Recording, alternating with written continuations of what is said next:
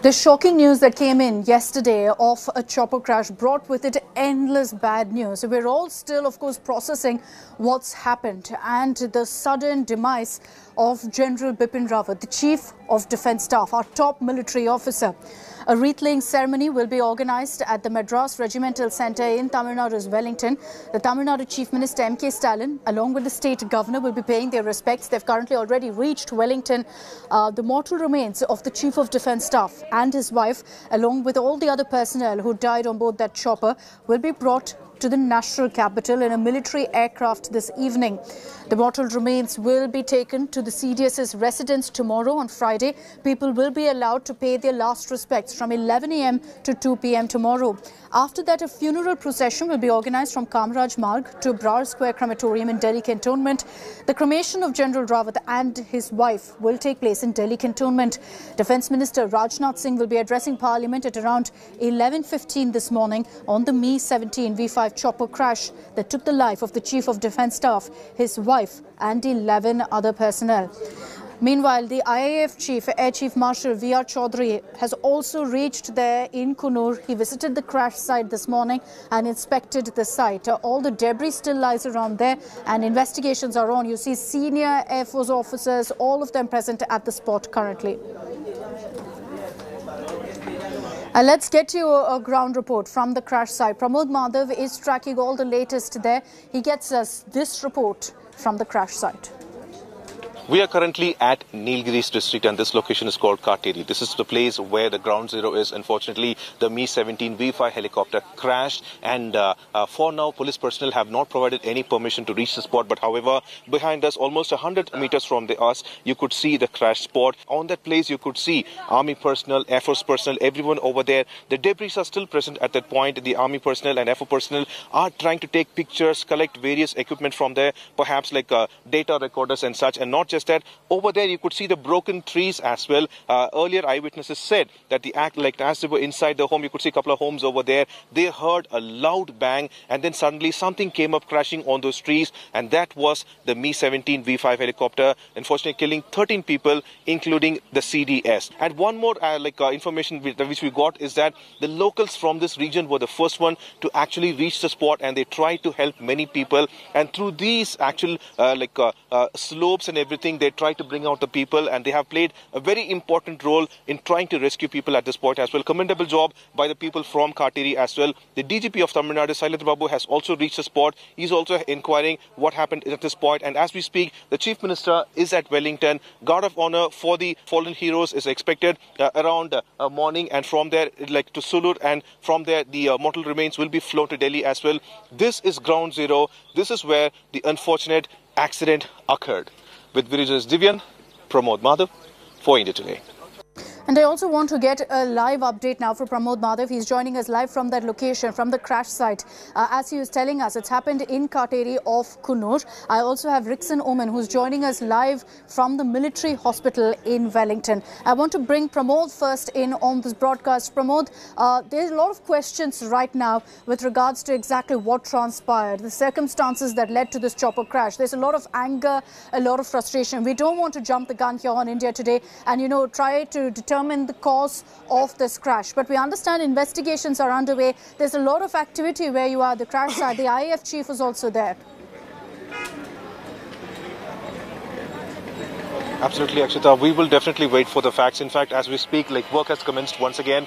These are the fire and rescue personnel who are at this point, and they are actually cutting down trees. We are able to gather some more information that the debris is even up to 40 feet down that cliff, and not just that. After you could see that corner where the people are working.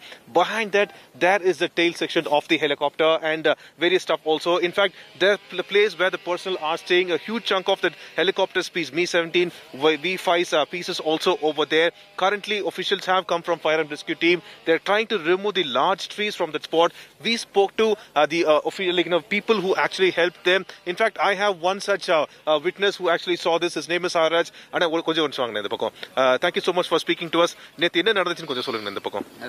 பதினொன்றரை மணிக்கு நான் வீட்டில் இருந்துட்டு இருந்தேன். வீட்டில் இருக்கப்போ திடீர்னு ஒரு சவுண்டு கேட்டுச்சு. சவுண்டு கேட்டோன்னா கீழே இருந்து சத்தம் போட்டாங்க. ஏதோ நெருப்பு பிடிக்குது, என்னமோ வந்து விழுந்துருச்சு, நெருப்பு பிடிக்குது, ஒடியாங்கன்னாங்க. அப்புறம் நான் இங்கேருந்து கீழே போய் பார்த்தா இதெல்லாம் எரிஞ்சிக்கிட்டு இருந்துச்சு. அப்புறம் நல்லா போய் கிட்ட பார்த்த உடனே தான் தெரிஞ்சிச்சு அது ஹெலிகாப்டர்னு.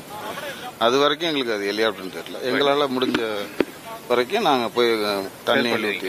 So he's saying that he stays above this hill, and what happened is that they around 11:30 something they heard a loud bang, and then they went over to that spot. They saw something burning. They didn't even know that it was helicopter, and they went over there immediately to help the people who were staying around this place. அதுக்கப்புறம் என்னாச்சுன்னு?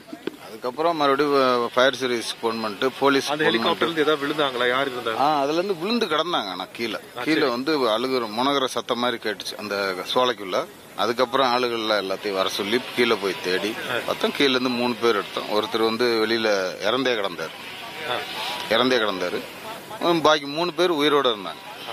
அவங்க எல்லாத்தையும் தூக்கி, ஆமா எல்லாரும் சேர்ந்து தூக்கி ஹாஸ்பிட்டலுக்கு ஆம்புலன்ஸுக்கு அனுப்பிச்சுட்டு. சரி. So like in that what happened is that when they went over and saw from that helicopter's piece there were like 3 people. They heard moaning and they immediately went over to help them. One person unfortunately had died that point itself.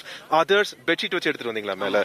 They used bedsheets to actually carry them and they took them to the hospital. அதுக்கப்புறம் இங்க இதுல தண்ணி மோந்து ஊத்தி இதுல நெருப்பை முயற்சி பண்ணிட்டு அணைச்சிக்கிட்டே இருந்தோம். அதுக்கப்புறம் கொஞ்சம் கொஞ்சமா தான் தெரிஞ்சிச்சு கீழே உள்ள பாடி இருக்குது. அதுக்கப்புறம் ஒவ்வொன்னா ஆனா ஒருத்தர் கை இருக்கும்போது கை பிஞ்சிருச்சு.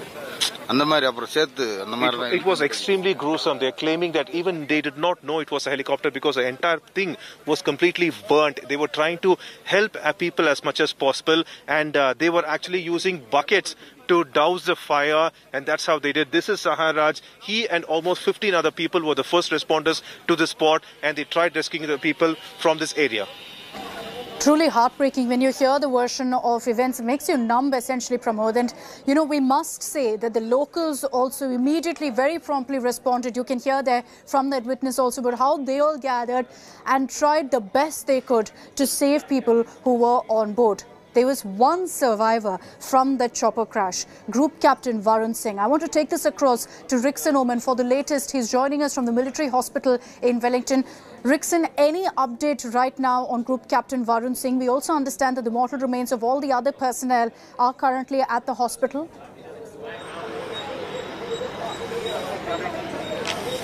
Well, Akshada, as you pointed out that, no official confirmation yet from the military officials regarding the health condition of launch survivor Captain Varun Singh. All mortal remains were kept here in the military hospital, and Captain Varun Singh is also under treatment here in the military hospital. But I said that, we are awaiting for an official update about his health condition.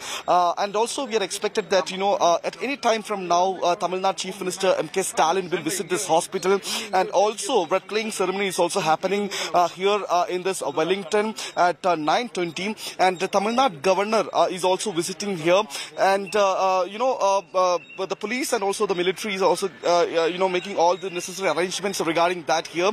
And after the red-laying ceremony, what we come to know is that the mortal remains will take from here to Sulur by road, and from there to national capital.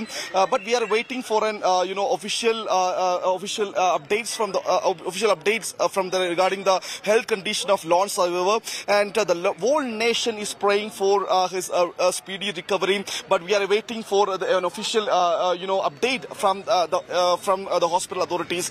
Akshida. Our prayers go out to the families of the personnel who lost their lives in this chopper crash. Our prayers go out to General Rawat's family. Our prayers also, and we're all praying hard as a nation for Group Captain Varun Singh's speedy recovery. Let's hope that there are some updates that come in through the day as well, and some positive news on this very, very grim day. Rickson and Pramod, request both of you to stay on with us.